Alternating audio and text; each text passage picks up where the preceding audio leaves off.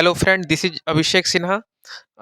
आज हम आपको एक नया सा वीडियो वैदिक सभ्यता पे फिर से लाए हैं। ये मेरा वीडियो नंबर 5 है। इससे पहले हमने 4 वीडियो दे दिया, वो वीडियो आप जाके देखिएगा, मेरे प्लेलिस्ट में पड़ा हुआ है। वैदिक सभ्यता पे 4-4 वीडियो है। तो सीक्वेंस में आप सभी वीडियो को सुनेंगे तभी आपको चीज़ें अच्छे से समझ में आएगा। पूरा इस वीडियो पे मेहनत किया गया है, एकदम स्टोरी वाइज आपको बताएंगे और बहुत कोशिश किए हैं कि आप एकदम स्टोरी वाइज आपको चीज़ें याद रहे। तो जो हमने इससे पहले वीडियो नंबर 4 में बताया था, उसके बाद हम इस वीडियो में आज आगे बढ़ेंगे। ठीक है? तो जब हम वैदिक सभ्यता पढ़ रहे थे तो इसमें एक व्यवस्था निकल के आ रहा था, जिसमें आश्रम व्यवस्था कंप्लीट रूप से कल भी हमने थोड़ा डिस्कस किया था आश्रम व्यवस्था क्या होता है। तो उसी बिंदु पे अभी चर्चा करेंगे। कुल मिलाकर 4 आश्रम व्यवस्था था। कितना? कुल मिलाकर 4 आश्रम व्यवस्था था। अब आप बोलोगे सर आश्रम व्यवस्था क्या होता है? तो सबसे पहले हम सीक्वेंस में जानेंगे। ब्रह्मचर्य, गृहस्थ आश्रम, वानप्रस्थ आश्रम, संन्यास आश्रम। जीवन माना गया है, मनुष्य का जो जीवन है वह 100 वर्ष का होता है। कितना वर्ष का होता है? एन एवरेज माना गया है। क्योंकि वैदिक सभ्यता के समय जो आम एवरेज जो था ना लोगों का जीने का, तो खाना पीना में खाद वगैरह मिला हुआ नहीं था। लोग ना एकदम शुद्ध शाकाहारी खाना खाते थे या मांस मछली भी खाते थे। तो वो लोग खेत में इतना ज़्यादा काम करते थे या फिर वर्कआउट इतना ज़्यादा करते थे, जिसके वजह से और जो इन्वायरमेंट में पॉल्यूशन लेवल था वो बहुत कम था। क्योंकि पहले गाड़ी मोटर ये सब तो था नहीं, जिसके वजह से आपका इन्वायरमेंट में थोड़ा सा पॉल्यूशन होगा।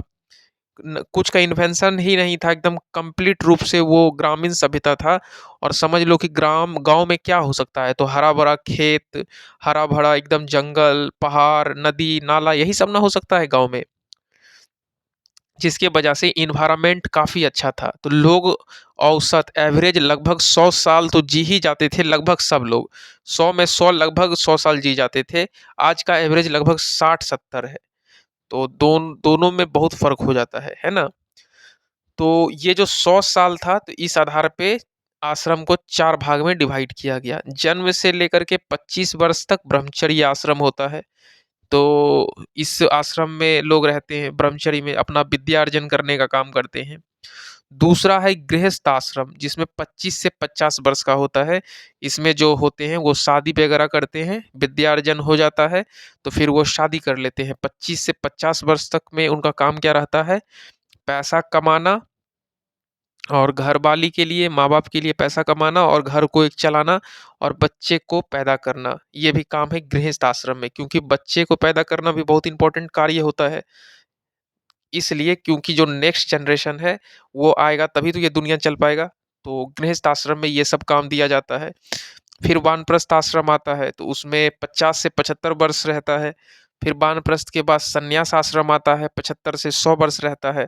तो ये जो चारों आश्रम है ये सबको हम डिटेल्स में थोड़ा सा जाके देखेंगे और आपको एक ठीक ठाक इसमें समझ आ जाएगा। चलिए, तो उत्तर वैदिक काल जो है, काल में मानव के जीवन लगभग 4 आश्रम में बटे हुए दिखे अभी हमको।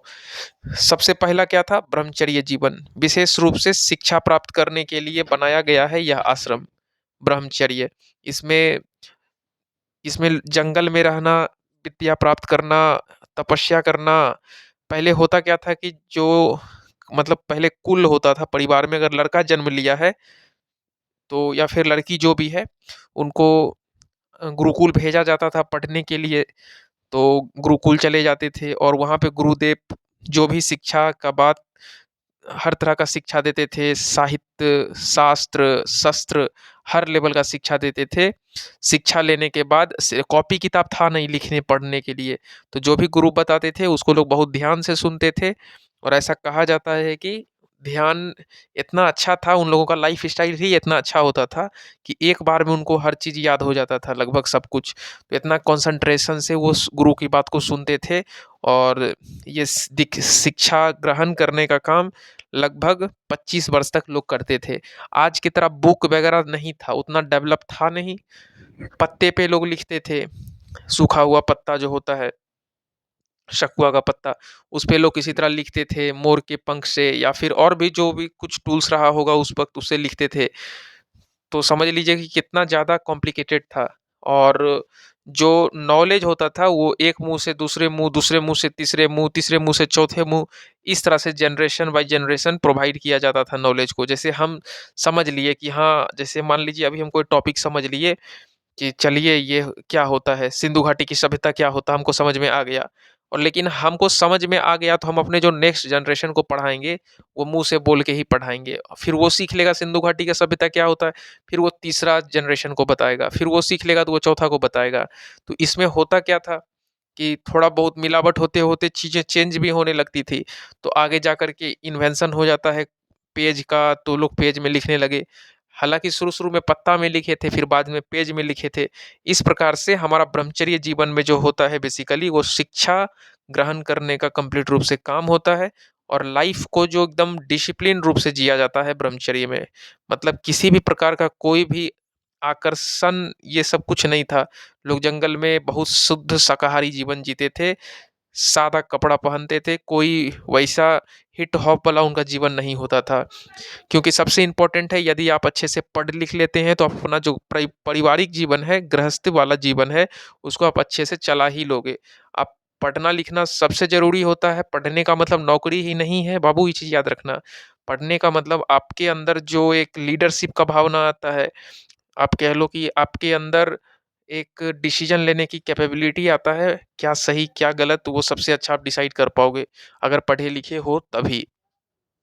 तो ब्रह्मचर्य के अंदर लोग हर तरह का साधना को झेलता था, हर तरह का कठिन-कठिन काम करता था, हर तरह का युद्ध नीति, शास्त्र नीति हर कुछ सीखता था यही ब्रह्मचर्य के अंदर। मतलब अपने अंदर जितना भी है अपने ऊपर टाइम खर्च करके अपने स्किल को डेवलप करता था, ताकि वो अपना जो बचा हुआ 3 अलग-अलग आश्रम है उसमें वो सब इसी के दम पे ब्रह्मचर्य में प्राप्त विद्या ही काम आए।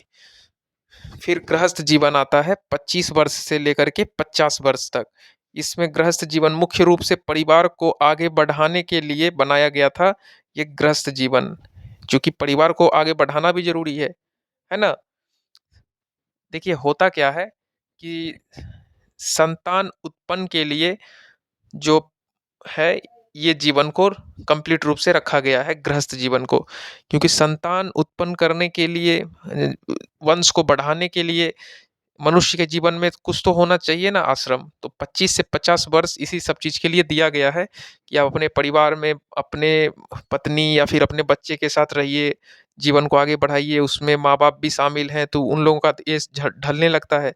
अभी भी कुछ ऐसा ही चल रहा है लेकिन अभी थोड़ा-सा आधुनिक हो गया है चीज़ें, लोग ऑफ़िस जाते हैं, जॉब करते हैं, फिर आते हैं, वही चीज़ है। अभी भी बच्चे 25 वर्ष तक पढ़ाई कर रहे हैं नौकरी लेने के लिए, तपस्या करते हैं। तो ये अभी भी वैसा ही है समझ लीजिए, अभी भी गृहस्थी आती है। फिर लोगों के जीवन में ना 50-60 के रिटायरमेंट के बाद थोड़ा बुढ़ापा भी आने लगता है। तो कुछ ऐसा ही है, लेकिन अभी कोई सन्यासी बन के जंगल बहुत कम जाते हैं, लेकिन पहले ऐसा था, ठीक? तो गृहस्थी जीवन भी आप समझ ही गए हैं कि बेसिकली किस काम के लिए? तो अपने संतान उत्पन्न करने के लिए गृहस्थ जीवन में लोग रहते थे, ठीक है? वो किसी कन्या से शादी करते थे, फिर इस तरह का आगे जीवन बढ़ाते थे। अब हम आते हैं तीसरा नंबर पे वानप्रस्थ जीवन पे। एक्चुअली हम सबसे पहले समझेंगे ये जो वानप्रस्थ आश्रम है ये कब से कब तक है? तो 50 वर्ष से लेकर के 75 वर्ष तक। तो वानप्रस्थ में होता क्या था? आप जानने के लिए काफ़ी इच्छुक हैं, है ना? चलिए बताते हैं। पारिवारिक जीवन को त्याग कर लेता था कंप्लीट रूप से, जो पुरुष है या फिर जो भी है, वो वानप्रस्थ में आने के बाद पारिवारिक जीवन को कंप्लीट रूप से त्याग करना और कंप्लीट त्याग करके वानप्रस्थ हो जाना। मतलब क्या कि जैसे जो ब्रह्मचर्य जीवन में है ना, ब्रह्मचर्य जीवन में जो भी बच्चे हैं, वो पढ़ना चाहते हैं, तो आप वानप्रस्थ में हो तो उनको जाकर के आप शिक्षा दो, दीक्षा दो, आप पढ़ाने का काम करो। क्योंकि जो आपका गृहस्थ जीवन में काम था, वो तो आप कर ही लिए। क्या-क्या काम किए? तो आप शादी किए तो आपको कुछ संतान हुआ, तो संतान को भी पढ़ा ही लिखा दिए होंगे। अपने वाइफ़ है उसका खाना-पीना 25 साल तक किए ही। अब ऐसा आप स्टेज पे हो कि वो जो बच्चा था वो बड़ा हो गया है और वो आपके घरवाली या फिर आपका घर को चला सकता है, तो आप 50 वर्ष के बाद फ्री हो, है ना? 50 से 75 के बाद आपकी लाइफ़ में वैसा कुछ काम बचता ही नहीं है। आप आपके जीवन में जो भी काम था आप सब कर ही लिए। अगर बेटी हुई तो बेटी का शादी भी कर लिए, बेटा है तो उसको भी पढ़ा लिए। तो आप होता क्या है कि 50 वर्ष के बाद जीवन में जो समय बचता है वो सोसाइटी पे खर्च करना चाहिए आज की डेट में भी। तो वानप्रस्थ में कुछ ऐसा ही है कि जो समय आप मतलब अब आपको कोई बच्चा पैदा करना तो है नहीं, तो वो तो आप सब कर लिए अपने जीवन में, ये सब कहानी खत्म हो गया। पढ़ना था आप पढ़ लिए हैं ब्रह्मचर्य में रह करके। तो वानप्रस्थ जो 50 से 75 होता है, ये आप क्या करो कि अपने सोसाइटी को दो। आप अपने सोसाइटी पे टाइम खर्च करो। अभी भी हम ऐसा ही कहते हैं कि रिटायरमेंट के बाद 10-20 साल जो बचता है आप अपने सोसाइटी पे दो, ताकि आप जो सोसाइटी से इतना कुछ लिए हो तो खाली लेने मत जानो, थोड़ा सा सोसाइटी को देने भी जानो। तो वानप्रस्थ में जो पुरुष हैं वो खास करके जो ब्रह्मचर्य जीवन के बच्चे हैं उसको शिक्षित करने का काम किया करते थे। क्योंकि जो 50 से 75 वर्ष का है वो सेवा सत्कार वाला काम होना चाहिए। जो बच्चे को शिक्षा चाहिए, यदि आप शिक्षित हैं तो आप पढ़ाइए। ऐसा ऐसा नहीं होना चाहिए आपके मन में कि आपके पास पैसा है तो बहुत पैसा है तो आपको क्या ज़रूरी है किसी को पढ़ाना लिखाना। बाबू जवानी जला के क्या करोगे? ऐसे फालतू बैठे रहने से क्या फ़ायदा होगा घर में? अगर आपको लगता है कि आप रिटायर कर गए हो, नौकरी खत्म हो गया अब आपका, अब आप ऐसे बैठ के फालतू टीवी, रामायण ये सब देखने से क्या फ़ायदा? आप इतना लायक तो ज़रूर होगा, आप दूसरे को कम से कम पढ़ा-पढ़ा के आगे बढ़ा सकते हो ज्ञान दे करके। आप दक्षिणा के रूप में बहुत कम ही दक्षिणा लो, लेकिन काम तो करो सोसाइटी के लिए, है ना? या फिर और भी बहुत सारा काम है। अभी आज की डेट में कुछ टेबल पे खाना ही ले लो, खाना ही डिस्ट्रीब्यूट करो गरीब लोगों को। क्योंकि अब आप उस लायक हो चुके हो कि अब आप खुद इतना जीवन में पैसा कमा लिए, आपके बच्चे लोग भी अच्छा खासा कमा लिए, तो सब मिला करके अच्छा खासा कुछ काम स्टार्टअप कर सकते हो, है ना? वानप्रस्थ में आने के बाद। क्योंकि फालतू का 50 से 75 क्यों बर्बाद करना, है ना? लगभग 75 वर्ष तक लोग जवान ही रहते हैं, हाथ-पैर चलते ही रहता है। अब आप बोलोगे सर वानप्रस्थ तो खत्म हो गया, है ना? चलिए ब्रह्मचर्य वाले बच्चे को पढ़ाएँगे वानप्रस्थ में 50 से 75 में, तो सन्यास में क्या करेंगे? तो सन्यास आश्रम जो है, ये 75 वर्ष से लेकर के 100 वर्ष तक का जो समय है, इसमें सन्यास होता है। वानप्रस्थ जीवन व्यतीत करने के बाद लाइफ का जो है ना बचा 25 साल, उसमें आपको कुछ नहीं करना है, एक लोटा लेके चल देना है। कहाँ पे? सीधे जंगल में, एकांतवास में। आराम से जाके जंगल में बिताइए एकांतवास में, और भगवान को ध्यान लगाइए 75 साल के बाद, भक्ति कीजिए और मृत्यु का इंतज़ार कीजिए, है ना? क्योंकि 75 से 100 वर्ष में क्या करिए? भगवान का नाम लीजिए, भगवान को ध्यान लगाइए, भगवान को पूजिए, क्योंकि अब आपको जो ज़िंदगी में करना था वो कर चुके हैं, है ना? आपने शिक्षा लिया, आपने बच्चे पाला, बच्चे पढ़ाया, आपने ब्रह्मचर्य बच्चे को भी पढ़ाया, ब्रह्मचर्य आश्रम में जाकर के। तो जो लास्ट है आपका सन्यासी जीवन, उसमें एकदम कुछ नहीं, एकांतवास में चले जाइए, भगवान को ध्यान कीजिए आराम से, और फिर मृत्यु का इंतज़ार कीजिए। केवल धार्मिक कार्य ही करना है आपको संन्यास आश्रम में, ठीक है ना? लास्ट का जो है 75 से 100 वर्ष वाला। संन्यास में जो भी धार्मिक जिस धर्म से हैं आप, बस भगवान का नाम लीजिए और कहिए भगवान से कि हमको ये जन्म और मृत्यु से भगवान छुटकारा दे दीजिए। क्योंकि ये जन्म लेना, फिर मरना, फिर जन्म लेना, फिर मरना, इसके चक्र में जो आप हमको फँसा दिए हैं, इससे हमको प्लीज़ छुटकारा दे दीजिए। क्योंकि एक बार अगर आप छुटकारा पा लोगे तो अमर हो जाओगे, है ना? नहीं तो ऐसे ही कभी इंसान में जन्म लोगे, कभी शेर में ले लोगे, कभी गाय में ले लोगे, कभी बकरी में ले लोगे, कभी मुर्गा में ले लोगे। तो बस जन्म लेना, मरना, जन्म लेना, मरना। तो ख़ैर किस चीज़ में जन्म लेना है ये आपके कर्म पे डिसाइड होता है। और दूसरा चीज़, अगर आपका कर्म बहुत ही अच्छा है, बहुत आप भगवान को पूजे हैं, बहुत ज़्यादा धार्मिक हैं, तो आप कंप्लीट रूप से अमर भी हो सकते हैं, क्योंकि जब आप मरोगे तो फिर आपका धरती पे जन्म होगा ही नहीं। ऐसा हमारे ऋषि मुनि कहे थे, है ना? और जब हम गौतम बुद्ध का चैप्टर पढ़ाएँगे तो वहाँ भी इस चीज़ की चर्चा आपको मिलेगी। ठीक है? यहाँ तक आप अच्छे से समझ में आ गया। तो सबसे श्रेष्ठ जो आश्रम है, हालाँकि हमको अपने व्यक्तित्व से लगता है, सबसे श्रेष्ठ आश्रम गृहस्थ आश्रम होना चाहिए, है ना? क्योंकि मेरे अकॉर्डिंग, क्योंकि ऐसा माना गया है कि एक व्यक्ति जो है वो अपने पिता के कर्ज को चुकाता है। अब आप बोलोगे पिता से क्या कर्ज ले लिया भाई? तो कर्ज को इस प्रकार चुकाता है कि जब एक बेटा अपने संतान को पैदा करता है, तो वंश को वृद्धि करता है, तो एक बेटा का जो कर्ज होता है उसके पिता से वो चूक जाता है ना? और इस मतलब एक पिता अपने बेटा को क्यों जन्म देता है? ताकि उसके कुल को आगे बढ़ाए, है ना? मतलब नया जनरेशन, आप मान लीजिए अपने कुल को आगे बढ़ाने में, आप तो पिता आपको लाए धरती पे, तो आपका काम क्या है? अपने वंश को आगे बढ़ाना। तो आप जिस दिन आपको एक बेटा या फिर एक बेटी जो भी हो गया भविष्य में, तो आप अपने पिता पिता के कर्ज से क्या हो गए? मुक्त हो गए। तो अपने पिता से जो कर्जा आप लेते हो उसको तोड़ दो, क्योंकि आपका जन्म लेना ही काम क्या है? आपका वंश वृद्धि करना, भविष्य में उस कुल को आगे बढ़ाना, है ना? तो ये चीज आपको अच्छे से समझ में आ गया। और एक चीज कि ईश्वर का इस पिता का कर्ज जब मुक्त होता है ना, तो ईश्वर से भी कर्ज क्या हो जाता है? मुक्त हो जाता है ना? क्योंकि ईश्वर का कर्ज से मुक्ति पाने के लिए तमाम धार्मिक कार्य करना पड़ता है। ईश्वर का भी आपके जीवन में बहुत ज़्यादा कर्ज है, आपको जन्म दिए हैं, तो अगर आप मनुष्य में जन्म लेते हैं तो यही वह मौका है जो जन्म और मृत्यु से आप छुटकारा पा सकते हैं। कैसे? अपना कर्म इतना बढ़िया कीजिए, इतना बढ़िया कीजिए कि भगवान भी आपसे प्रसन्न प्रसन्न हो जाए और फिर आपको ये जन्म धरती पर दे ही ना, जन्म और मृत्यु से छुटकारा आपको मिल जाएगा, आप अमर हो जाएंगे, है ना? एक चीज याद रखिएगा, यदि बेटा ग्रस्त, जो बेटा लोग होता है वह गृहस्थ आश्रम में आता है ना? और आकर अपने वंश को आगे बढ़ा देता है, तो वह अपने पिता के कर्ज से क्या हो जाता है? कंप्लीट रूप से मुक्त हो जाता है। इसलिए सबसे महत्वपूर्ण आश्रम गृहस्थ को ही माना गया है हमारे शास्त्र में। ठीक है, जो भी वेद है उसमें, मतलब पारिवारिक जीवन को सबसे महत्वपूर्ण माना गया है।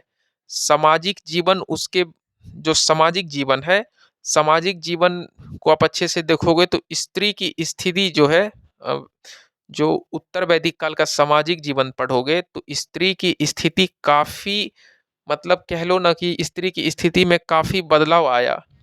यहाँ स्त्री की स्थिति जो है पूर्व वैदिक काल की तुलना में थोड़ी गिर गई। मतलब जो वैल्यू है स्त्री का वो यहाँ पे गिरावट देखने को मिला है उत्तर वैदिक काल में। जिस प्रकार से पूर्व वैदिक काल या फिर ऋग वैदिक काल में स्त्री की जो स्थिति थी वह काफ़ी अच्छी थी। हर समिति हो गया या फिर आपका विधत हो गया, हर जगह स्त्री को मतलब भाग लेने का था, मतलब वो आराम से पार्टिसिपेट कर सकती थी। लेकिन सामाजिक जीवन में आकर के स्त्री की स्थिति, मतलब फीमेल की जो स्थिति है वह पूर्व वैदिक काल की तुलना में थोड़ी सी गिर गई, है ना? समिति सभा जैसे बड़े बड़े संस्थे में अब स्त्री को पार्टिसिपेशन क्या हो गया? खत्म हो गया, धीरे धीरे नहीं के समान ही मिलने लगा, ठीक ना? अब सोचिए कि यहीं से स्त्री की स्थिति क्या होने लगी? खराब होने लगी, और लोग समझने लगे कि जो स्त्री है यह बच्चा पैदा करने और घर का सारा काम करने के लिए ही जन्म ली है ना? और तब से इस तरह से नियम बन गया समाज में कि स्त्री जो है वो घर वर से बाहर नहीं निकलेगी, वो घर के चार दीवारी के अंदर रहेगी, खाना पीना बनाएगी, खाएगी, बच्चे का ध्यान रखेगी, बस यही उसका काम है, और माँ बाप का सेवा करेगी। पूर्व वैदिक काल में महिला को यज्ञ, कर्मकांड जैसे बड़े बड़े चीजों में पार्टिसिपेट किया जाता था, है ना? जैसे उच्च कार्य जितना भी होता था, बहुत सारा चीज उसमें स्त्री पार्टिसिपेट करती थी कि कोई भी डिसीजन मेकिंग में, पूर्व वैदिक काल में। और महिला पहले अपने पति के साथ हवन में बैठकर पूजा वगैरह भी करती थी, है ना? हवन में बैठ सकती थी। बट होता क्या है कि जब उत्तर वैदिक काल आता है, तो उत्तर वैदिक काल में इसे हवन में बैठने भी नहीं दिया जाता था पुरुष के साथ। ठीक है, स्त्री से जो ये हक है वो छीन लिया जाता है। अब बोलता है कि आप अपने पति के साथ भी हवन में बैठ के यज्ञ नहीं कर सकती हो। और उत्तर वैदिक काल जो आता है उसमें दहेज प्रथा जैसे कुप्रथा आ जाता है, दहेज लेना, तिलक लेना, है ना? पर्दा सिस्टम भी आने लगता है धीरे धीरे, और ये सब यहीं से शुरुआत होने लगता है उत्तर वैदिक काल से। और ये बहुत दिन तक चलता है, बहुत बाद में जा करके जब फ्रीडम फाइटर भारत के बहुत सारे ये सब चीज़ की लड़ाई करते हैं, सती सिस्टम सबके लिए, पर्दा सिस्टम के लिए, हाल फिलहाल आधुनिक भारत में आके लड़ाई होता है। नहीं तो ये सिस्टम चलते ही रहता है हमारे समाज में। है ना? सोचिए कि ये इसका जड़ अगर है तो वैदिक सभ्यता का उत्तर वैदिक काल ही है और फिर लगभग 2000-3000 साल ये सब काम चलते ही रहा। सोच लीजिए, पर्दा सिस्टम, दहेज प्रथा ये सब चलते ही रहा। हालाँकि उत्तर वैदिक काल में बहुविवाह का जो है अधिकार तो था। मतलब एक लड़का 2-3-4 विवाह तो कर सकता है उत्तर वैदिक काल में। ठीक है, यहाँ तक अच्छे से समझ में आ गया। एक चीज़ याद रखिएगा, विधवा जो है, विधवा लोग शादी कर सकती थी, ठीक ना? उत्तर वैदिक काल में। इसके अलावा यदि हम बात करें तो स्त्री जैसे है, ब्राह्मण है, तो ब्राह्मण के जो ग्रंथ हैं, उसमें कहा गया है कि पुतड़ी जो है, पुत्री मतलब लड़की, समस्त दुखों का कारण है। क्या है? समस्त दुखों का यदि कोई कारण है तो वह पुत्री है, पुत्री ही है। यह बात ब्राह्मण ग्रंथ में लिखा गया है ना? इस तरह के शब्द से हम लोगों को पता चल जाता है कि महिलाओं की स्थिति कितनी नीचे जा रही थी। सोचिए, ब्राह्मण ग्रंथ में यह बात साफ लिखा है। मतलब एक इत्रयी ब्राह्मण करके है, ग्रंथ है। इत्रयी ब्राह्मण में साफ साफ लिखा हुआ है कि जो पुत्री है, पुत्र होता है लड़का, अब पुत्री होती है लड़की, तो जो पुत्री है वह समस्त दुखों की कारण है। और इस तरह के जो शब्द हैं वह हम लोगों को बहुत अंदर से तोड़ के धर देता है और समझ में आ जाता है कि महिलाएं की स्थिति जो है वह कितनी नीचे जा रही थी, किसमें? उत्तर वैदिक काल में। और पुरुषवादी जो मानसिकता है वो हावी कर रहा था समाज को, है ना? इसके अलावा मैत्रेयी संहिता में भी कहा गया है कि जैसे शराब, जुआ ये सब जो सामान है वह इस ये शराब हो गया, जुआ हो गया या फिर स्त्री हो गया, ठीक? ये सब समाज की बुराई थी। मतलब लोगों को शराब का लत लग सकता था, लोगों को जुआ का लत लग सकता था और बहुत सारे पुरुष को स्त्री का लत लग जाता था। तो समझ लीजिए कि समाज में इसको माता और देवी नहीं माना जा रहा था। धीरे धीरे इसका इज्जत घटने लगा और इसको तुलना शराब और जुआ जैसे लत से कर दिया गया। किसको? स्त्री को। यह बात कहाँ लिखा गया है? मैत्रेयी संहिता में साफ साफ यह शब्द लिखा गया है। और आपको समझ में आ गया होगा कि स्त्री को भी किस गंदी नजर, मतलब गंदी बुराई के तुलना में एक तुलना कर दिया जा रहा है कि जिस तरह से शराब, जुआ ये सब चीज का लत होता है, उस प्रकार से स्त्री को भी उससे तुलना कर दिया गया है। तो इसे समझ सकते हैं कि किस बुराई नजर से स्त्री को देखा जा रहा है ना, समाज में। और ये तमाम बातें स्त्री के अबाउट पढ़ने के बाद हम लोगों को पता लगने लगता है कि भाई उत्तर वैदिक काल में आने के बाद स्त्री की वैल्यू घटी नहीं, बहुत ज्यादा घट गई है ना? काफी स्त्री की वैल्यू क्या होती है? स्थिति घटने लगती है। किसमें? उत्तर वैदिक काल में। और इस काल में जो मैत्रेयनी है या फिर गर्गी है ना, कात्यायनी है, ये सब मुख्य रूप से जो महिलाएं हैं, मैत्रेयनी, गर्गी, ये सब जो महिलाएं हैं ये सब विदुषी महिलाएं हैं, है ना? विदुषी महिलाएं के रूप में जानी जाती है। मैत्रेयी, गर्गी, कात्यायनी विदुषी महिलाएं के रूप में जानी जाती है। इसके अलावा पूर्व वैदिक काल में कुछ विदुषी महिलाएं थी, उत्तर वैदिक काल में भी कुछ विदुषी महिलाएं थी। पूर्व वैदिक काल में कौन कौन विदुषी महिलाएं थी, हम उसका नाम आपको पहले बताते हैं। जैसे अपाला है, घोषा है, लोपामुद्रा है, ये सब पूर्व वैदिक काल की विदुषी महिला थी। जबकि उत्तर वैदिक काल की विदुषी महिला कौन कौन थी? मैत्रेयनी, गर्गी, कात्यायनी, ये सब मुख्य रूप से उत्तर वैदिक काल की विदुषी महिला थी। और पूर्व वैदिक काल की विदुषी महिला कौन कौन थी? तो अपाला थी, घोषा थी, लोपामुद्रा थी। और होता क्या था कि जो महिलाएं हैं वो उतना शिक्षा अधिकार नहीं कर पाती थी किसी कारणवश, है ना? ठीक है। फिर ये तमाम महिला शिक्षा के लिए आगे निकल के आई थी। जो अपाला है, घोषा है, लोपामुद्रा है, ये सब जो महिलाएं हैं ये सब काफी पढ़ी लिखी विद्वान थी और ये सब काफी शिक्षित थी।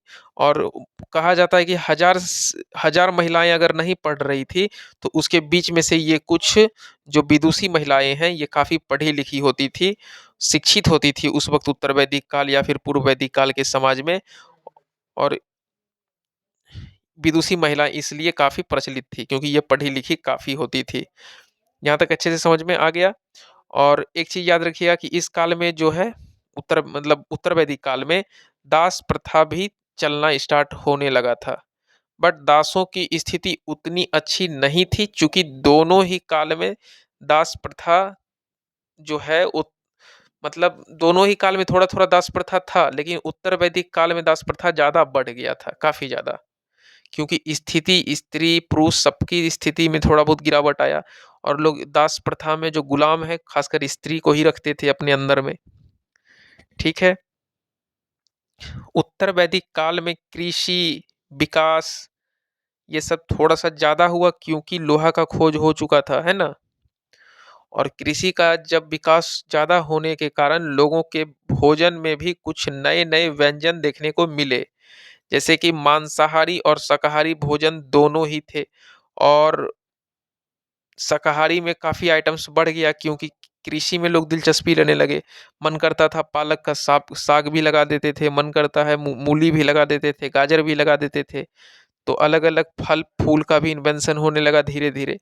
तो लोग जब कृषि करने ही लगे तो उसमें अच्छा अच्छा चीजों क्या क्या लगाएं, अलग अलग चीजों का खोज करने लगे समय के साथ साथ, है ना। और समाज में उस वक्त मनोरंजन के लिए पूर्व वैदिक काल जब पढ़ाए थे तो पूर्व वैदिक काल में मनोरंजन के लिए क्या क्या था सामान, जैसे जुआ खेलना, शराब पीना, घुड़सवार करना, ये सब पढ़ाए थे ना,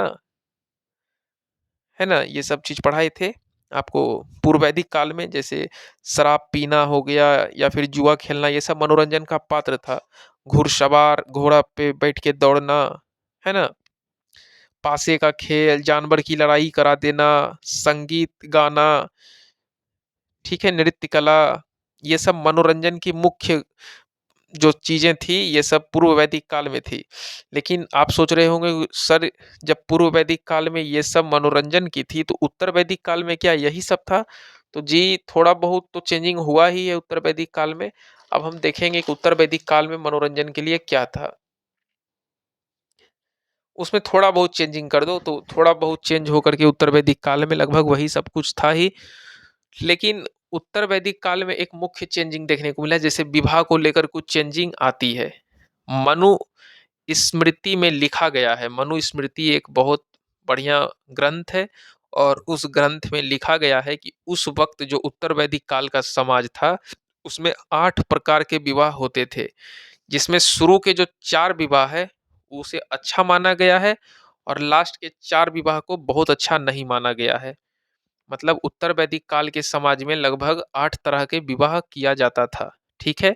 और ये बातें कहाँ लिखी गई है, मनु स्मृति में साफ साफ लिखी गई है कि उत्तर वैदिक काल में लगभग 8 प्रकार के विवाह होता था, जिसमें शुरू का 4 विवाह बहुत अच्छा माना जाता था और अंत का 4 विवाह को उतना अच्छा नहीं माना जाता था।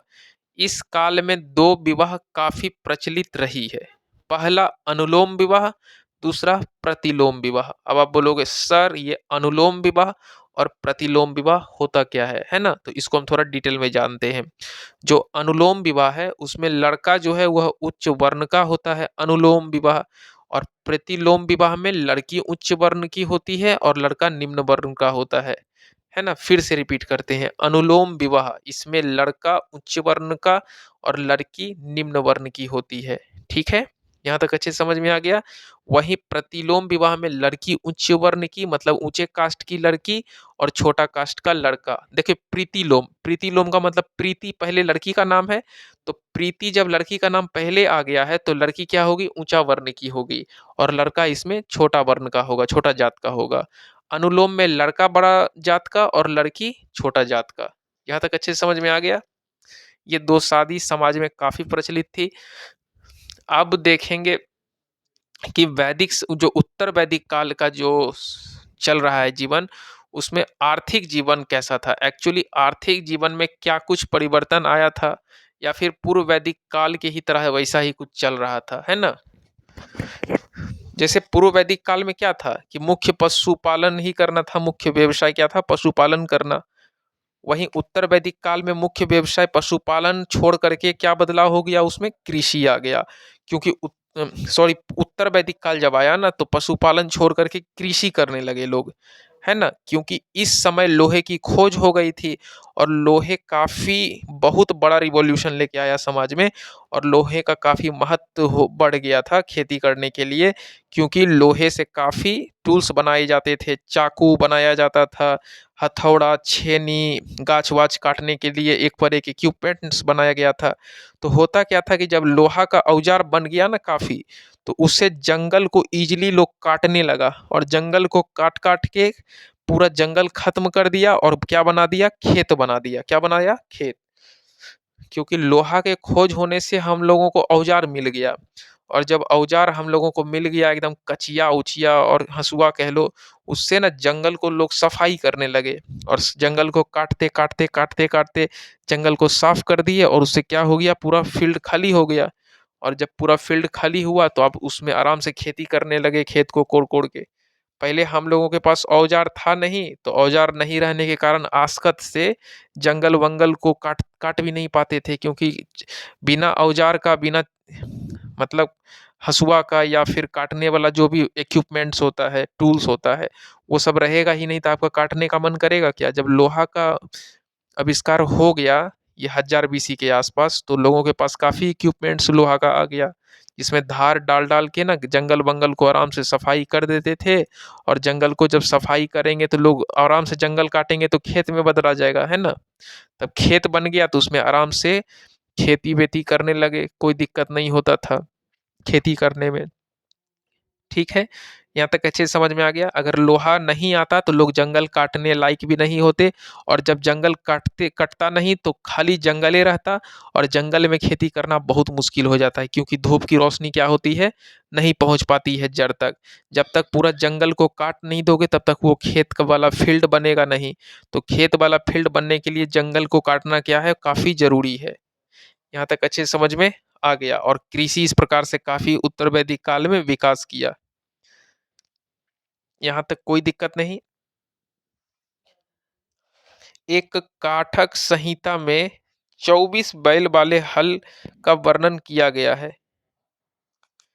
कितने बैल वाले, लगभग 24 बैल वाले हल का वर्णन किया गया है, किसमें, काठक संहिता में। ये बड़ा इंपॉर्टेंट होता है एग्जाम को लेकर के, ठीक है।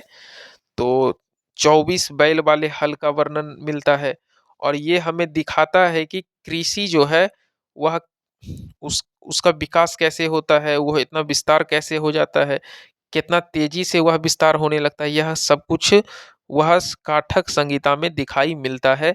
और 24 बैल वाले हल, जो कि बहुत बड़ा मतलब हो गया ना, फिर 24 बैल है और उसमें हल है, मतलब सोचो कि एक बार में कितना ज्यादा खेत को कोड़ा जाएगा इस 24 बैल वाले हल से, है ना, काफी बड़ा हो गया। ये सब कहाँ देखने को मिला, काठक संहिता में।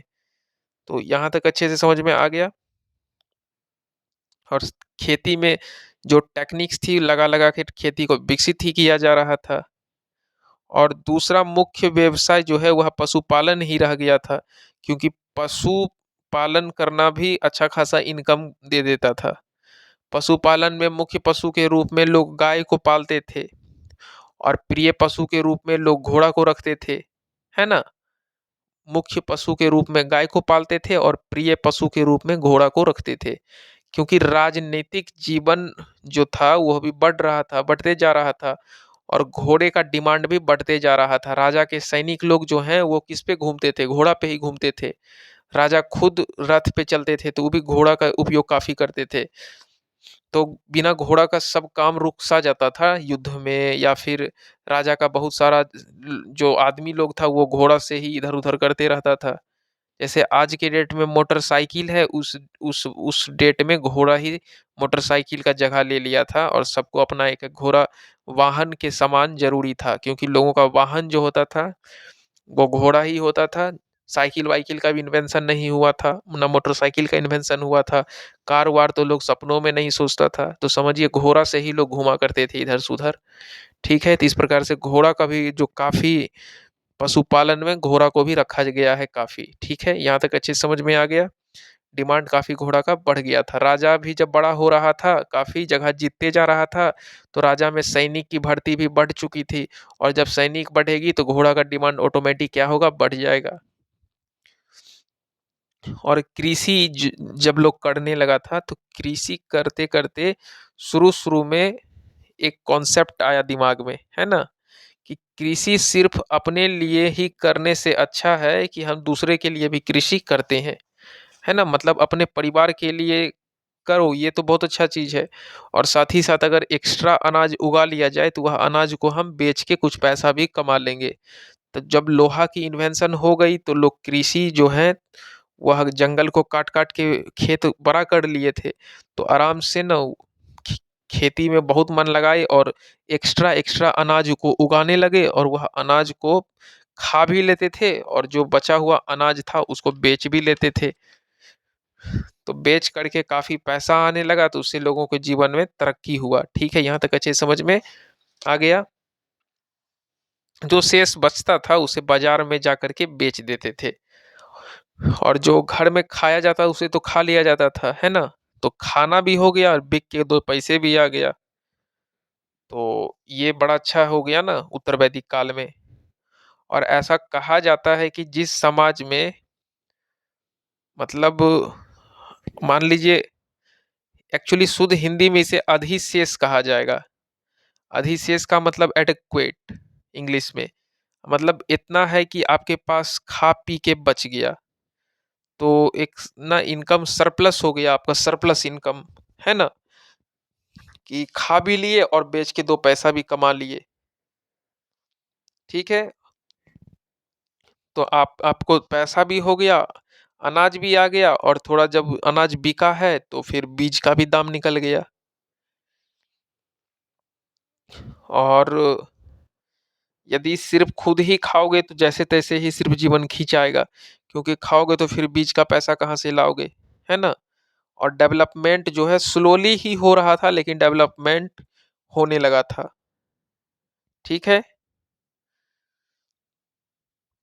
एक चीज याद रखो कि जिस समाज में अनाज खाने के बाद कुछ बोरा बच जाता है, तो वह समाज उसको बेचता है, तो उससे एक चीज समझ में आता है कि डेवलपमेंट जो है वह तेजी से होने लगा है। कि खाया फिर जो बचा हुआ अधिशेष है अनाज, उसे बाजार में बेच भी लिया जा रहा है। क्योंकि उत्तर वैदिक काल में जो है खेती के बाद कुछ अधिशेष भी जो बच जाते थे, अधिशेष अनाज, एक्स्ट्रा अनाज जो बच जाते थे, उसे उद्योग और व्यापार में काफी वृद्धि होने लगा उससे। क्योंकि उद्योग में उस जो बचे हुए गेहूं है उसे बिस्कुट बनाने लगा, और वह बिस्कुट को बेच करके अच्छा खासा लोग इनकम कमाने लगा, है ना। हालांकि उद्योग जो है वह ज्यादा बड़ा तो नहीं, लेकिन छोटा मोटा स्तर पे उद्योग होने ही लगा, मतलब स्मॉल स्केल इंडस्ट्री टाइप का, है ना। जैसे कुम्हार वगैरह जैसे था तो मटका का बर्तन बनाता था, तो इस तरह का काम स्टार्ट हो चुका था वैदिक सभ्यता के उत्तर वैदिक काल में। रथकर भी काफी बढ़ गए थे समाज में, रथ उथ बनाने लगे थे राजा के लिए, क्योंकि राजा नया नया बनने लगा था, वो भी पावरफुल राजा होने लगा था। तो राजा जो है उसके पास पैसा भी काफी आने लगा, तो वो रथ वगैरह बनने के लिए ऑर्डर देता था, है ना। धातु से रिलेटेड उपयोग भी क्या हुआ था, बढ़ गया था काफी। और पूर्व वैदिक काल में हम देखे थे कि सीमा के अंदर ही जो है ना व्यापार होता था, बट उत्तर वैदिक काल जब आता है तो सीमा के बाहर भी क्या होने लगा, व्यापार होना स्टार्ट हो गया। मतलब ऐसा नहीं कि भारत, सिर्फ भारत में ही अपना बिजनेस कर पा रहे थे, मतलब भारत से बाहर जा जाकर विदेश में भी लोग व्यापार करना शुरू कर दिए थे उत्तर वैदिक काल में।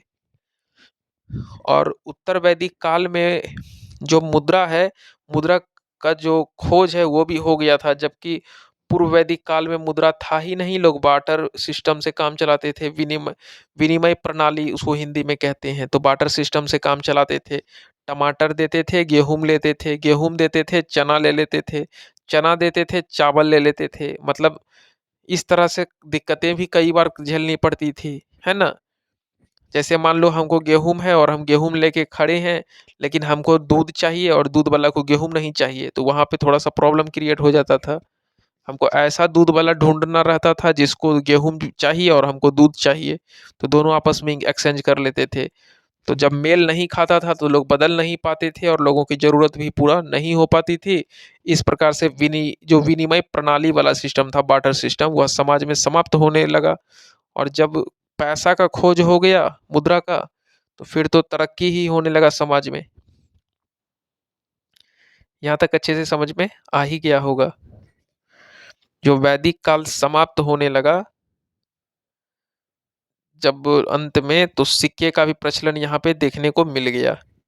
और वैदिक काल में आर्थिक स्थिति अच्छी हुई तो नगर का भी निर्माण होने लगा।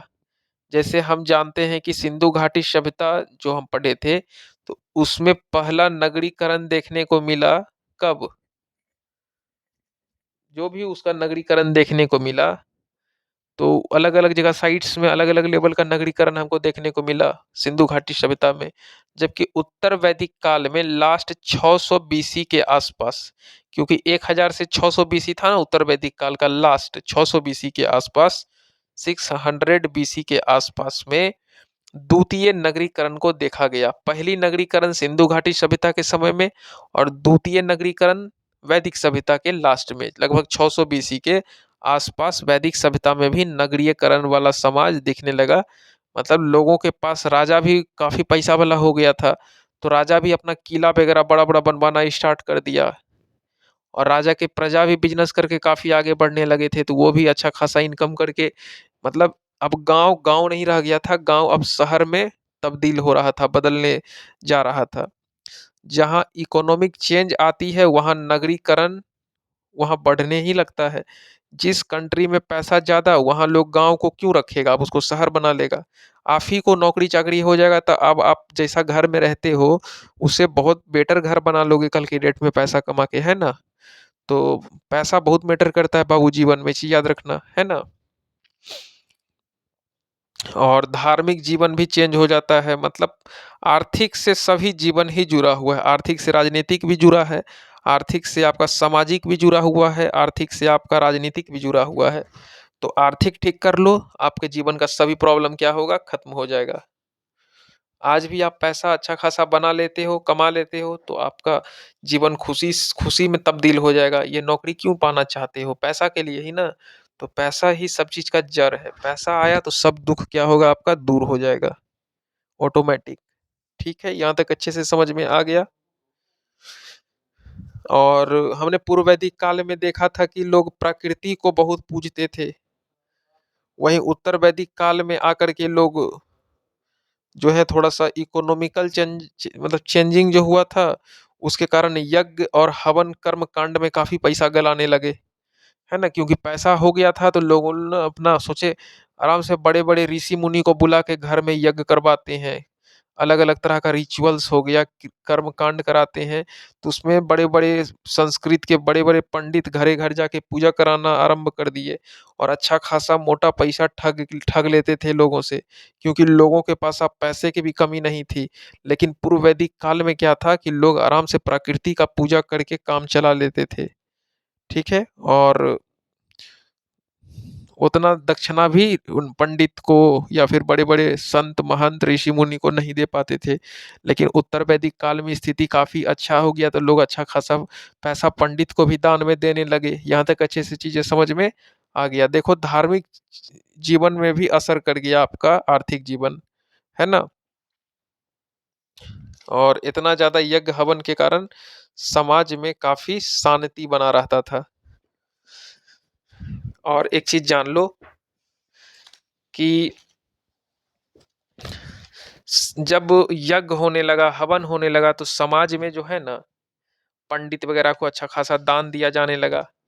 तो इस प्रकार से समाज में कर्मकांड काफी बढ़ गया, यज्ञ हवन ज्यादा होने लगा। तो इसको ढकोसला बाजी कह लो, ठीक ना, ढकोसला बाजी ज्यादा होने लगा। मतलब अब एकदम लोग यज्ञ वगैरह के बिना रह ही नहीं पाता था। हर महीना घर में पूजा देना है एक दिन, इस तरह का काम होने लगा था उत्तर वैदिक काल में। और इकोनॉमिकली चेंजेस जो है वह काफी बड़ा चीज होता है आने के कारण। समाज के दो प्रमुख वर्ग, ब्राह्मण और क्षत्रिय, है ना। ब्राह्मण हो गए और क्षत्रिय हो गए। यहाँ ब्राह्मण चाहते थे कि हमारी श्रेष्ठता बनी रहे, वहीं क्षत्रिय चाहते थे कि हमारी श्रेष्ठता स्थापित हो जाए। मतलब ब्राह्मण और क्षत्रिय ये दोनों ही आपस में, दोनों का मतभेद होना, लड़ाई होना स्टार्ट हो गया। ब्राह्मण चाहते थे मेरी श्रेष्ठता रहे और क्षत्रिय चाहते थे मेरी श्रेष्ठता रहे।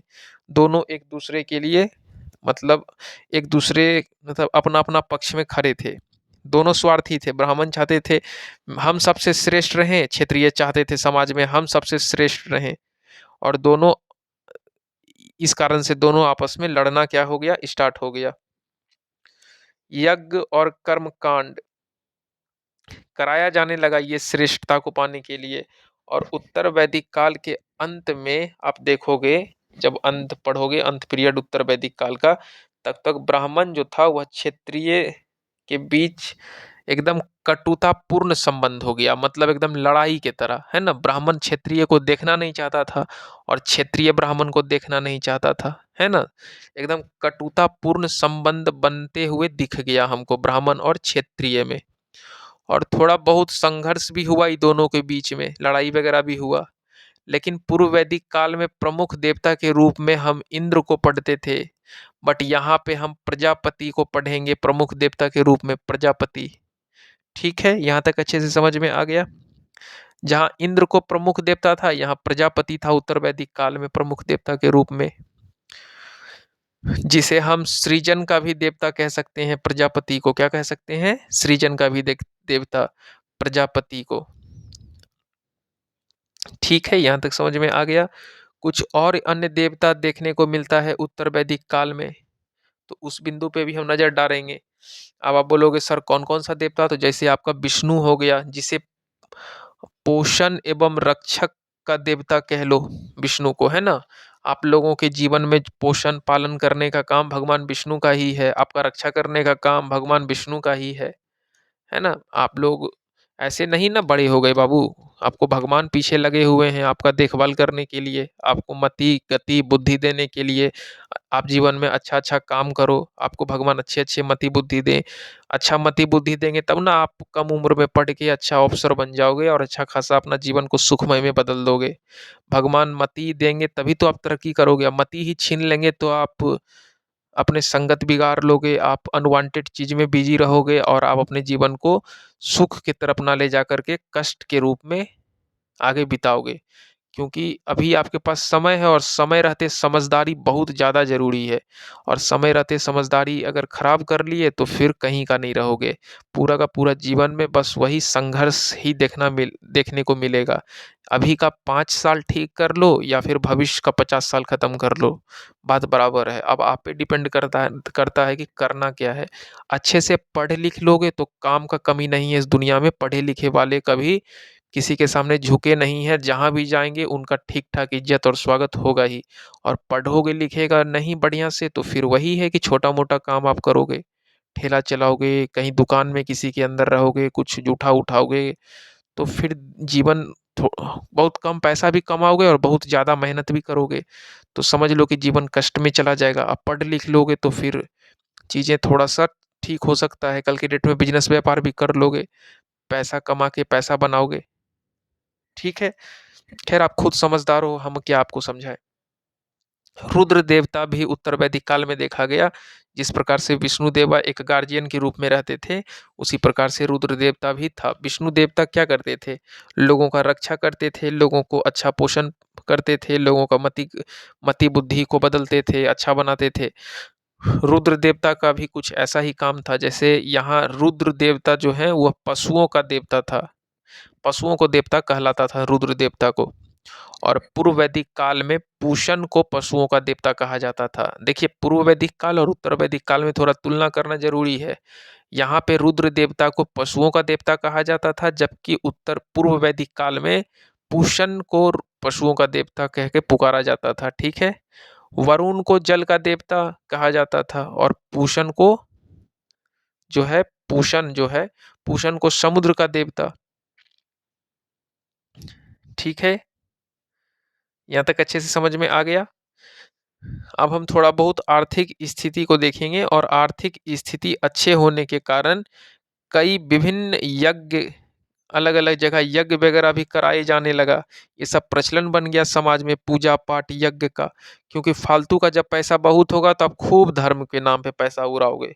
भगवान के पीछे पूरा पैसा उड़ाओगे खुशी होकर के। ये सब नियम है और ये सब नियम तभी से स्टार्ट हो गया उत्तर वैदिक काल से। ठीक है, यहाँ तक अच्छे से समझ में आ गया। और राजा के पास टैक्स के माध्यम से खूब धन आने लगा। मतलब इतना आने लगा कि राजा सोचने लगा कि अब इतना इतना धन रखें कहाँ, रखने का तो घर में जगह ही नहीं है। तो उस पैसे को राजा ना खर्च करना स्टार्ट कर दिया और एक नया तरीका बनाया खर्च करने का, वह यज्ञ था। और यज्ञ करके खूब सारा धन को राजा लुटाने लगा ब्राह्मण के पीछे। और ब्राह्मण भी आगे पीछे राजा का काफी करने लगा। और पैसा खर्च करने का एक नया तरीका पुरोहित जो है वो राजा से यज्ञ का कार्यक्रम करवाते ही थे रेगुलर। अब यज्ञ भी होने लगा अलग अलग तरह का। जैसे उस वक्त का समाज में राजसूय यज्ञ होता था। क्या होता था? राजसूय यज्ञ। अब आप बोलोगे सर ये राजसूय यज्ञ क्या होता है? तो जब राजा जो बन जाता है तो ये क्या करता है कि अपने प्रतिष्ठा या फिर अपने इज्जत को दिखाने के लिए राजसूय यज्ञ कराता है कि कितना ज्यादा हम खर्च कर सकते हैं। देखो मेरे पास कितना धन दौलत, हम कितना बड़ा भंडारा कर सकते हैं, हम कितना लोगों को भोजन खिला सकते हैं। तो लोग अपना प्रतिष्ठा इज्जत को बचाने के लिए ये राजसूय यज्ञ कराता है। एक होता है वाजपेयी यज्ञ। तो ये भी यज्ञ काफी प्रचलित था वैदिक समाज के अंदर, उत्तर वैदिक समाज के अंदर। वाजपेयी यज्ञ क्या था? तो इसमें क्या होता था, राजा जो है अपनी शक्ति को दिखाने के लिए इस यह यज्ञ को कराता था, अपनी मजबूती को प्रूव करता था। और इसी यज्ञ में क्या होता था कि जो वाजपेयी यज्ञ था ना, इसके दौरान राजा अपना मजबूती को प्रकट करता था कि हम कितना ज्यादा मजबूत हैं, हम कितना ज्यादा शक्तिशाली हैं, हमारे पास कितना ज्यादा सेना है। राज कौन सा यज्ञ से? वाजपेयी यज्ञ से। अब तीसरा यज्ञ था अश्वमेध यज्ञ। इसमें क्या होता था, घोड़ा जितना ज्यादा दूर दौड़ता था, घोड़ा को दौड़ छोड़ दिया जाता था दौड़ने के लिए। और घोड़ा जो है, घोड़ा को जब छोड़ दिया जाता था तो वह अपने क्षेत्र में जितना दूर जा रहा है, अगर घोड़ा को कोई रोक नहीं पा रहा है तो वह क्षेत्र राजा का ऑटोमेटिक हो जाता था। जैसे मान लीजिए हम खगड़िया का राजा हैं और हम एक घोड़ा छोड़े, तो मेरा घोड़ा जो है वह चलते चलते बेगूसराय, पटना, पटना से आगे भी चला गया। तो जब तक उस घोड़ा को कोई रोकेगा नहीं, वह क्षेत्र मेरा ही होते चला जाएगा। यह नियम था पहले का। मान लीजिए कि पटना वाले क्षेत्र तक मेरा घोड़ा पहुंचा और कोई लड़का है वो घोड़ा को पकड़ लिया, तो जब वह पकड़ लिया तो उसको हमसे युद्ध करना होगा। और यदि वह युद्ध युद्ध में हार जाएगा तो उसका पूरा का पूरा जो जमीन है वह मेरा हो जाएगा। इस तरह से अश्वमेध यज्ञ में कराया जाता था। ठीक है। और इन तमाम यज्ञ में जो है आपका कर्मकांड, बलि, ये सब अहम भूमिका निभाती है। जानवर का खस्सी का बलि चढ़ाया जाता था और लगभग 24,000 बैलों की भी बलि दी जाती थी उस वक्त। कितना? 24,000 बैल की बलि। और उसका मांस को खाया जाता था। मतलब खूब जानवरों की बलि देना, ये सब समाज में काफी बढ़ गया था। और खूब दान देना, दक्षिणा देना राजा की तरफ से, भाई दबा के भंडारा करना। क्योंकि राजा के पास पैसे की कमी नहीं हो रही थी, खेती बढ़ चुका था उत्तर वैदिक काल में। लोहे की खोज ने पूरा जंगल को काट दिया और पूरा जंगल जब कट गया तो वह एग्रीकल्चर फील्ड में तब्दील हो गया, बदल गया। और लोग खूब बड़ा बड़ा खाली जमीन में खेती करना स्टार्ट कर दिए। खाते तो खाते भी थे और बचा हुआ बेच के खूब सारा धन भी कमाते थे। और धन को कमा के राजा को अमीर भी बनाते थे। और जब 600 बीसी के आसपास उपनिषदों की स्थापना हो गई तो इन तमाम यज्ञ, कर्मकांड, दान, दक्षिणा, बलि, ये सब जो हो रहा था, ये सब का बुराई ये करना स्टार्ट हो गया। किसके द्वारा? उपनिषद के द्वारा। क्योंकि लगभग जब उपनिषद की स्थापना होती है तो उपनिषद साफ साफ कहता है कि भाई इतना ज्यादा पैसा यज्ञ में खर्च करना, कोई रिचुअल्स कर्मकांड में पैसा उड़ाना, दान दक्षिणा में बलि चढ़ाना, ये सब अच्छाई थोड़ी है, ये सब खराबी चीज है। इसमें पैसा भी खर्च होता है, समय भी बर्बाद होता है और कई जानें भी जाती है, जानवर की भी जान जाती है। ये उपनिषद इसको काट करने के लिए आ गया। है ना? उत्तर वैदिक काल में जो अलग-अलग तरह का जो चीज़ें पनपे थे, यज्ञ कराना समाज में, कर्मकांड, बलि देना जानवर का, तो इसको काट करने के लिए उपनिषद की क्या हो गया? स्थापना हो गया। उपनिषद इन सभी के काफ़ी खिलाफ था, काफ़ी बुराई उपनिषद में लिखा गया, जो समाज चल रहा था इसी सब चीज़ को लेकर के। ठीक है? और बहुत भारी प्रभाव समाज में पड़ गया, क्योंकि लोग उपनिषद को जब स्टडी किए तो लोगों का दिमाग भी खुलने लगा। कुछ लोग तो उपनिषद के समर्थन भी हो गए, लेकिन कुछ लोग उसके अगेंस्ट भी थे। और समाज जो है, वो समाज अब दो पहलू में बंटना स्टार्ट हो गया। एक्चुअली होता क्या था कि बहुत बड़ा प्रभाव यह समाज में पड़ गया कि देखते ही देखते समाज जो है वह दूसरी जाति में तब्दील होना स्टार्ट हो गया। देखिए कहानी क्या था कि जो कर्मकांड होता था, यज्ञ होता था, वो सब समाज में लोग उससे आप दूर हटने लगे जब उपनिषद को पढ़ लिए तो। ल- जो है, जैसे लोग एक महान व्यक्ति निकल के कह लो कि मतलब लोग ना, मतलब ये सब जो चीज बलि जानवर को मरते देखना, यज्ञ करना, ये सब लोगों को ढकोसला टाइप का काम लगने लगा उपनिषद पढ़ने के बाद। और समाज दो सोच का बन गया कि कुछ लोग को ये कर्म कांड अच्छा लगता था, क्योंकि उनके बाप दादा यही काम करते ही आए हैं, बलि चढ़ाए हैं, बड़े बड़े संत साधु संत को बैठा के यज्ञ हवन करवा रहे हैं घर में, ये सब अच्छा लगता था। लेकिन उपनिषद पढ़ने के बाद लोगों को समझ में आ गया कि यही जीवन की सच्चाई नहीं है। हम किसी जीव जंतु को क्यों मारें जब उसका कोई गलती ही नहीं है, और हम उस जीव जंतु को मार करके भगवान को कहीं ना कहीं दोषी ठहरा देते हैं। इससे भगवान खुश होंगे, इससे भगवान कभी खुश नहीं होंगे, हम उनको बदनाम कर रहे हैं, और हम एक ही भगवान को अलग अलग रूप में पूज रहे हैं। और इस हम लोग भगवान का अघोर बेइज्जती कर रहे हैं। भगवान हमारा पूरा ब्रह्मांड में एक ही है, और धर्म अलग अलग है तो सभी धर्म जो है कितना भी अलग है, लेकिन सभी का भगवान क्या है? एक है। अलग अलग धर्म का मतलब अलग अलग रास्ता, और अलग अलग रास्ता है एक ही ईश्वर को प्राप्ति करने के लिए। ये सभी बातें उपनिषद में लिखी हुई थी, और लोगों को ये सब जो कर्मकांड, यज्ञ, ये सब ढकोसला लगने लगा, और समाज में अलग अलग धर्म निकल के आने लगे। ये सब पढ़ने के बाद लोगों का दिमाग भी क्या हुआ? खुल गया। समाज में लोग, समाज में आगे चल कर के ना बौद्ध धर्म आएंगे उसी के आसपास। 600 ईसा पूर्व के बाद बौद्ध धर्म, जैन धर्म, ये सभी नया नया धर्म जन्म लेना स्टार्ट हो गया। और वैदिक काल की जो कुछ ऐसी इंपॉर्टेंट नदी है, उस चीज को आपको याद रखना है, वो भी हम बताएंगे।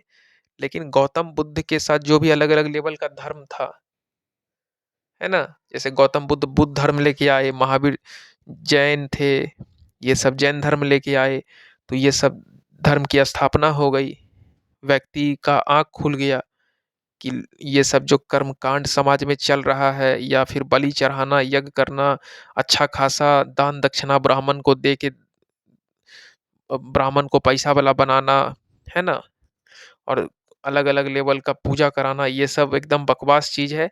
भगवान को पाने के लिए भगवान को भगवान को मन से याद करना होता है, और भगवान एक ही है, हजार भगवान नहीं है। तो कुछ धर्म भी निकल गया एक, जैसे बौद्ध धर्म, जैन धर्म, ये सब पनपे। कुछ नदी भी है वैदिक काल में, उसको देख लेंगे, शायद यहाँ से भी विगत कई वर्ष में क्वेश्चन पूछे गए हैं। वैदिक सभ्यता जब आप पढ़ोगे तो उसमें कुछ प्राचीन नदी भी हैं, तो उसका नाम अभी उस बदल दिया गया है। जैसे पहले का नाम जो है वह वित्सता नदी था। क्या नाम था? वित्सता नदी। और अभी जो नाम बदल के रखा गया है उसका नाम झेलम कर दिया गया है। पहले एक नदी था जिसका नाम था परोसनी नदी, और इसी परोसनी नदी का नाम अभी रावी नदी कर दिया गया है आधुनिक में। ठीक है? पहले ये सब, मतलब यही सब नाम से कई सालों तक जाना गया। आप कह लो सुतुद्री नदी, अभी इसका नाम सतलज है, ये सब आज का नाम है, आधुनिक नाम है। आसिकनी नदी, इसका नाम चिनाव है, नया नाम। सादा नीरा, अभी इसका गंडक है, नया नाम। सादा नीरा प्राचीन नाम है। कुंभा, अभी इसका जो करंट नाम है काबुल है। विपाशा अभी इसका करंट नाम व्यास है, सरस्वती अभी इसका करंट नाम घग्गर है। तो विगत कई वर्ष में देखा गया है कि यहाँ से भी क्वेश्चन आए हैं। ठीक है। वीतसता नदी झेलम, परुष्णी नदी रावी, सुतुद्री नदी सतलज, असिकनी नदी चिनाब, सादा नीरा गंडक, कुंभा काबुल, विपाशा व्यास, सरस्वती घग्गर। एक तरफ आपका प्राचीन नाम और दूसरा तरफ आपका आधुनिक नाम। आप ल्यूसेंट का बुक खोल लो या फिर क्राउन का देख लो, तो उसमें आपको ये तमाम आपको जो भी फैक्ट डाटा है ये आपको मिल जाएंगे। आपको याद कर ही लेना चाहिए जो नदी का प्राचीन नाम है और अभी नदी का आधुनिक नाम क्या है। यहाँ से भी क्वेश्चन देखने को मिले हैं और इस प्रकार नया नया धर्म निकल के आता है। कब? जब उपनिषद की स्थापना होती है तब।